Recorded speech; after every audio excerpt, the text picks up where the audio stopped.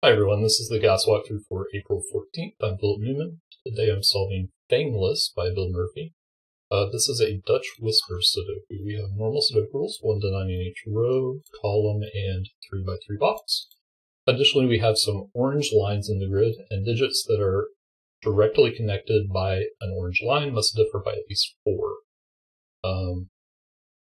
So unlike German whispers, as an example, if this were a German whispers line, we have to alternate low, high, low, say, because these would have to have a difference of 5. On Dutch whispers, we don't normally have to do that necessarily because we can have something like 1, 5, 9. 5 is 4 away from both 1 and 9. However, in this particular puzzle, it's not going to work because all of our lines are in this nice little square.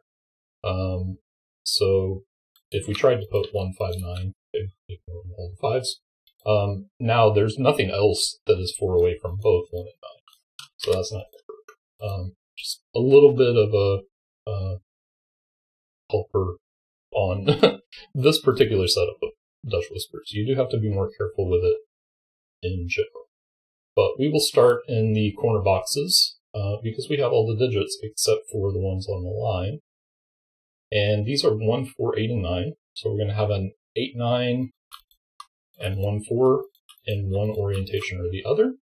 But we do know the 4 must be in these cells because of this 4, and the 8 must be in these cells because of this 8 down here.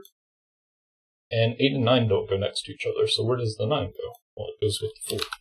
And where does the 1 go? It goes with the 8. So we don't know which orientation we have, if it's 4, 1 like this, or 4, 1 like this, but we do end up with some pairs, and that is very helpful.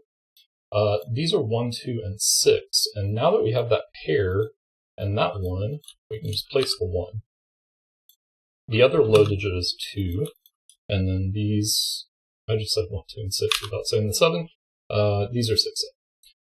And we don't know the order again. None of these are we going to be able to distinguish just from the line where the high and low digits go, where the 2 high digits go relative to each other. We're just going to use Sudoku for that.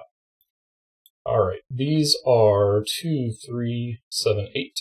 We've got a 2 here, so 2 has to be here, 3 has to be here. We can't narrow down the 7, 8 yet, so we'll come back to that. These are 1, 2, 6, and 8. The 6 can only go in that cell because of these 6s, which means this is the 8, and now these are 1 and 2. But that 8 is going to resolve this box, like that, and the 1 then is going to resolve this, and the 2 here is going to resolve this, and place the 3 there. And these are 7 and 8, also resolved by the 8, and now 6 and 7 are resolved by the 7. And so they're all done. They didn't resolve on their own.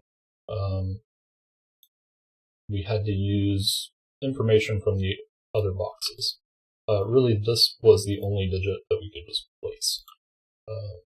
But it's a very cool setup. So, let's continue with our edge boxes. We already talked about 5. 5 can't go in these cells, and it also can't go on the line. So the only place for 5 is a box. Even if we didn't have to worry about the cycle here, I guess. 5 can't go between 2 cells if there's already a 1 in the box. The same is going to be true here. The same is going to be true here. And the same is going to be true here. So that's all of those 5s, and then we're going to end up with a 5 in the middle, as you might expect from this type of puzzle. These are 2 and 7, and then these are going to be 3, 6, and 9. 6 can't go here. 6 also can't go here, though, because our 2 low digits are 2, 3, and 6 is not far enough away from the 3, so 6 is here. Alright, in this box we have 3 and 9 again, and then these are 1, 4, and 7. So our high digits are 7 and 9, that's fine, but 4 can't go with the 7. So these are not 4, this is 4. Here we have 2 and 9. These are 3, 4, and 7. That's not 7. Again, 4 can't go next to 7.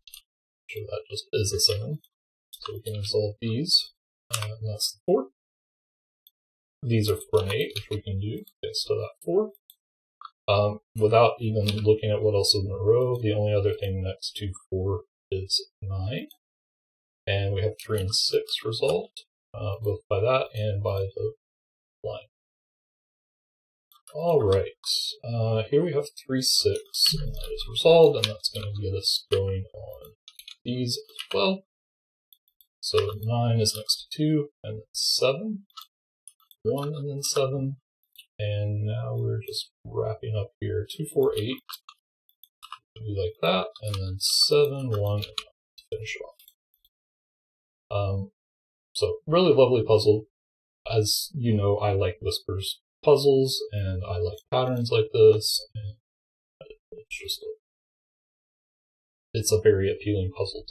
And I hope it was also appealing to you. But yeah, keep this in mind if you have a sort of a loop in your Whispers puzzles. There are some extra things you can look for sometimes. But yeah, hope you enjoyed as well. Let us know how you did in the comments, and I will see you next time.